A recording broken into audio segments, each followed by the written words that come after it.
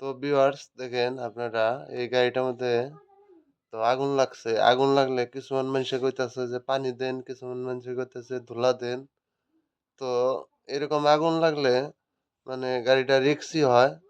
তো আপনারা দৌড় পইরা ফাঁকে না যাইয়া তো গাড়িটার মধ্যে হয়তো সাইড কভার ফট করে চাবি দিয়ে খুইলা যেটা নাকি ব্যাটারি তার আছে, ওই ব্যাটারির তারটা লাল তারটা প্লাস দিয়ে কাইটা দিতে পারেন, নলে হয়তো রেঞ্জ দিয়া খুলে দিতে পারেন।